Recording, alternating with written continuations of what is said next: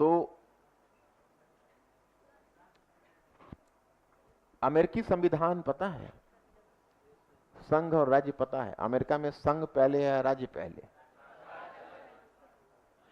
अमेरिकी जो गृहयुद्ध हुआ था, वो गृहयुद्ध संविधान के पॉइंट ऑफ व्यू से उसमें उसने क्या एक महत्वपूर्ण बात स्थापित की थी? अमेरिकी गृहयुद्ध का प्रभाव का अमेरिकी संविधान पर क्या प्रभाव पड़ा था? क्या है वो? अविभाज्य राज्य का अविभाज्य संघ। अब रूजवेल्ट के द्वारा जो न्यू डील पॉलिसी आरंभ की गई, वो तो संघीय सरकार का प्रतिनिधित्व कर रहा था, लेकिन राज्यों पर भी इसने ये नीति लागू की, तो सुप्रीम कोर्ट ने इसको स्ट्रक डाउन कर दिया था। तो अमेरिकी राष्ट्रपति रूजवेल्ट ने कहा कि सुप्रीम कोर्ट की नहीं, आप हमारे रास्ते में बाधा उपस्थित नहीं कर सकते, नहीं तो हम आपको पैक कर देंगे। पैक कर देंगे का मतलब है कि आपका जजेज जो भी 10 है उसको हम 30 बना देंगे। समझ रहे हो कि नहीं?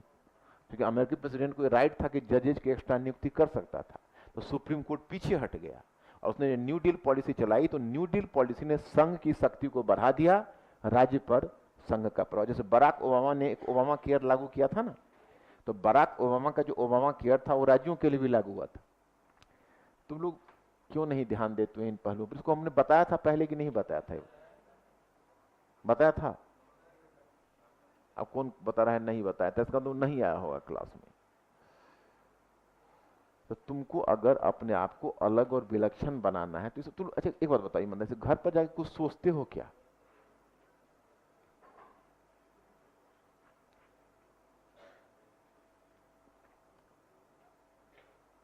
तुमको पढ़ने के क्रम में हमेशा ओरिजेंटली की तरफ, वर्टिकल पढ़ने के बाद ओरिजेंटली की तरफ हमेशा सोचना पड़ेगा। उसके बाद तो तुम जीएस वगैरह में इतना स्मार्ट बन जाओगे कि बच्चे क्या टीचर भी तुमसे भागने लगेंगे।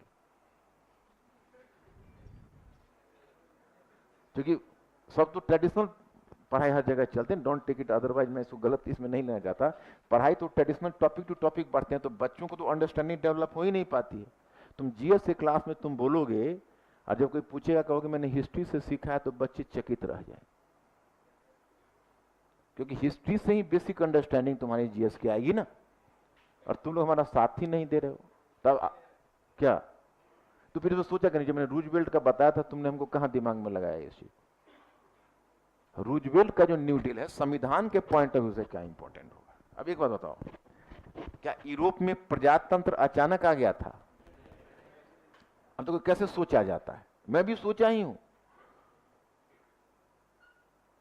ऐसा नहीं कि हर चीज बुकिस है, बुकिस में कहां इस तरह मिलती है चीजें। तो यूरोप में प्रजातंत्र धीरे धीरे आया था या अचानक आया था? अच्छा, जो यूरोप में जो सार्वत्रिक व्यस्त मताधिकार एक्सेप्टेड हुआ है, क्या वो कब हुआ है? कौन कौन बताए? सार्वत्रिक व्यस्त मताधिकार को तुम प्रजातंत्र की कसौटी मानोगे क्या?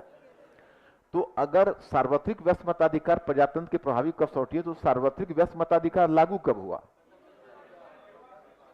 अच्छा, अब कौन कौन बताएगा कि किन कारकों ने सार्वत्रिक व्यस्त मताधिकार लागू करने के लिए बुर्जुआ सरकारों को विवश किया था?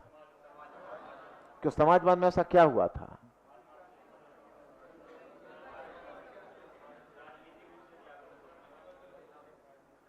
नहीं, सोवियत रूस में जब समाजवादी क्रांति सफल हुई और एक समाजवादी सरकार गठित हुई, तो उसने विश्व क्रांति का लक्ष्य दिया, कहा दुनिया के मजदूरों एक हो। तो अब मजदूरों को अगर पूंजीवादी बुर्जुआ सरकार अपने प्रभाव क्षेत्र में नहीं रखती, तो उसका तख्ता पलट हो जाता और सर्वहारा क्रांति हो जाती। और अगर सर्वहारा क्रांति हो जाती, तब तो प्रजातंत्र क्या, तब तो मध्य मतलब बुर्जुआ वर्ग ही समाप्त हो जाता।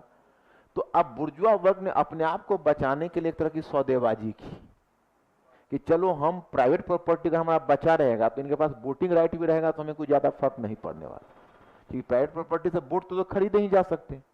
अब टेक्निकली एक मुकेश अंबानी और रिक्शा पुलर दोनों एक हैं, दोनों को एक ही मताधिकार है, एक से ज्यादा वोट कोई नहीं दे सकता। लेकिन कहां मुकेश अंबानी, कहां रिक्शा पुलर?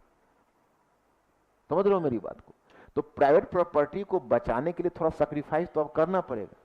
तो अंत में समाजवाद या सोवियत क्रांति ने वह स्थिति पैदा किया, वर्कर्स में जागृति लाई, और फर्स्ट वर्ल्ड वॉर में महिला ज्यादा आर्टिकुलेट हो गई थी क्योंकि पुरुष चले गए थे मोर्चे पर और महिलाएं यहाँ। Are you getting this point? इसलिए क्या हुआ कि फर्स्ट वर्ल्ड वॉर के बाद वो माहौल कायम हुआ जिस कारण से सार्वत्रिक व्यस्त मताधिकार को स्वीकार किया गया। तो आपने एक बात बताओ कि क्या दुनिया में ये जो पश्चिमी विश्व में प्रजातंत्र अचानक से आया? जैसे आप कहोगे कि फ्रांस की क्रांति एक प्रजातांत्रिक सरकार का संस्थापक था, इस कथन का समालोचनात्मक परीक्षण कीजिए तो तुम्हारा स्टैंड क्या होगा? हाँ, फ्रांस की क्रांति ने बहुत सारे परिवर्तन लाए, फ्रांस की क्रांति के साथ मध्य युग का एक तरह से अंत हो गया, और फ्रांस की क्रांति ने प्रतिनिधात्मक सरकार के दिशा में अमुक अमुक प्रयत्न किया, परंतु ऐसा कहना कि इसने प्रजातांत्रिक सरकार लाई, इसके प्रभाव को अधिक करके आंकना होगा, क्योंकि प्रजातंत्र के स्तर तक पहुंचने के लिए अभी बहुत संघर्ष करने की जरूरत पड़ी, या उसके 150 वर्ष के बाद ही प्रजातंत्र लागू हो सका ना। अब एक बात बताओ, भारत में जो प्रजातांत्रिक सरकार आई वो अचानक से आई, मतलब प्रजातांत्रिक सरकार जो आई वह सरकार कोई एक ही समय में लागू की गई कि वो भी एक दीर्घकालीन विकास का परिणाम? दीर्घकालीन विकास कहां से आ गया? अरे हम लोगों ने एक संविधान बनाया और पहला संविधान में सार्वत्रिक व्यक्त मताधिकार को एक्सेप्ट कर लिया। अब भारत की जनसंख्या यूरोप के किसी भी देश की जनसंख्या में कम से कम 6-7 गुना अधिक थी। फ्रांस हो, ब्रिटेन हो, भारत की जनसंख्या कितनी अधिक थी? क्या? भारत का, पूरे यूरोप का दुगुना जनसंख्या है।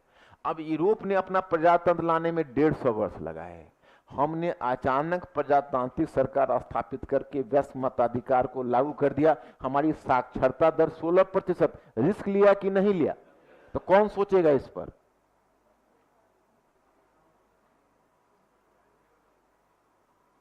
कौन सोचेगा? भारतीय संविधान का जब मूल्यांकन करोगे तो इस बात को अपने दृष्टिपथ पर नहीं रखोगे तो कैसे इसमें इफेक्ट आ पाएगा? नहीं आ पाएगा ना। Are you getting this point? अब तुम 1.5 पेज खाली छोड़ो, जो समझाना था मैंने समझा दिया। अब तुम लोगों को मैं पेज दूंगा जो घर पर जाकर तुम लोग इसमें नोट करोगे। लगभग 1.5 पेज, जो बहुत बड़ा लिखते होगे वो 1.25 पेज रख लेना जैसा है। खाली छोड़ा, अब ऐसा है उसको लिख लेना, ऐसा नहीं कि फिर आलस कर जाना तुम लोग। अब नेक्स्ट कौन है? नेक्स्ट डायग्राम देखो जल्दी फट